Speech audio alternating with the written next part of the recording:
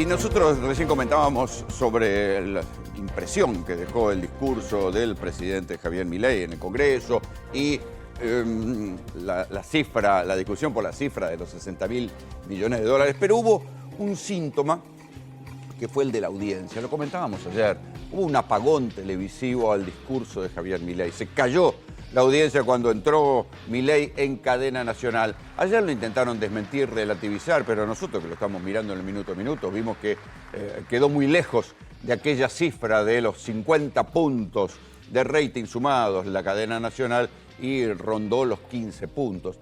¿Esto tiene algo que ver, o sea, tiene algún correlato en lo que está pensando la sociedad? ¿Por qué? Porque algunas encuestas que se conocieron la semana pasada indican dos cosas.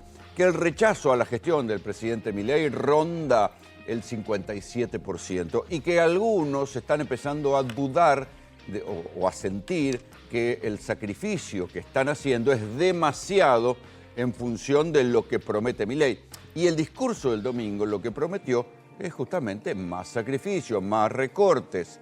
Así está planteada la polémica. Hace falta más Estado, dicen desde el gobierno de Kicillof, no menos Estado.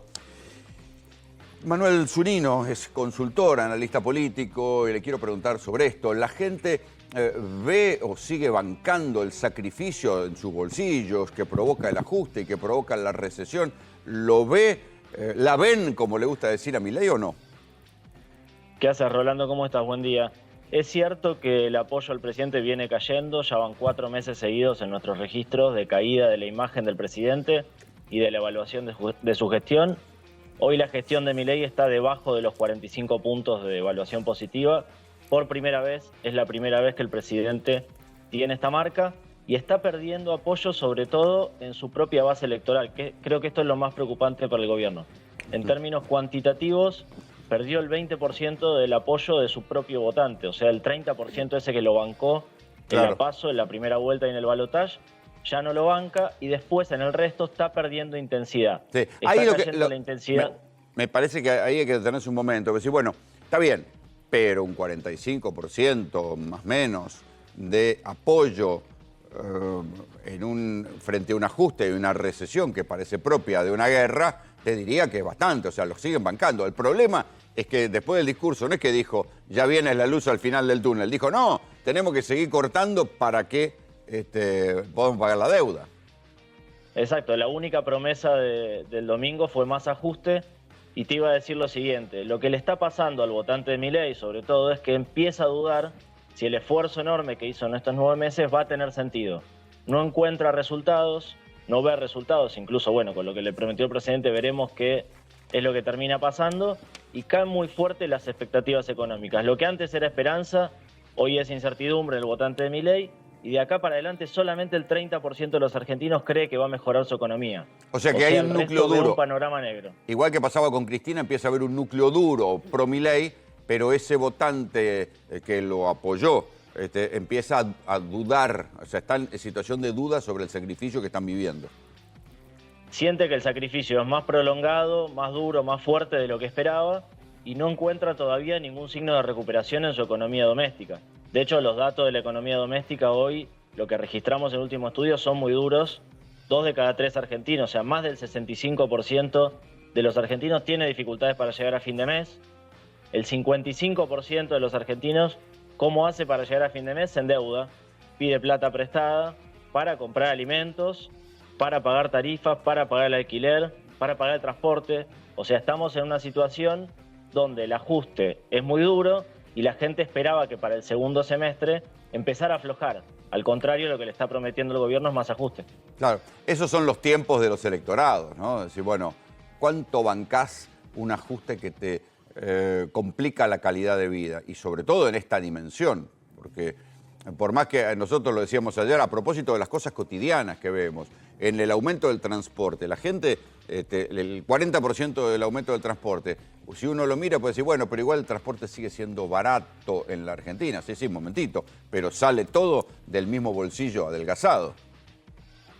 Sí, el tema es qué proporción representa de los ingresos de la gente. Claro. Hoy uno de los principales problemas tiene que ver con eso, con los ingresos, tiene que ver con los precios de los distintos servicios que se pagan Y después otro fantasma que es el desempleo, que ya desde marzo hasta acá empezó a aparecer. Me parece que marcan un combo bastante preocupante para el bolsillo de la gente y que se traduce en los datos sobre todo de la opinión pública, de la aceptación del presidente y la paciencia que se va desgastando. Y esto tiene que ver también con que se contradice el propio relato del gobierno, el relato oficial.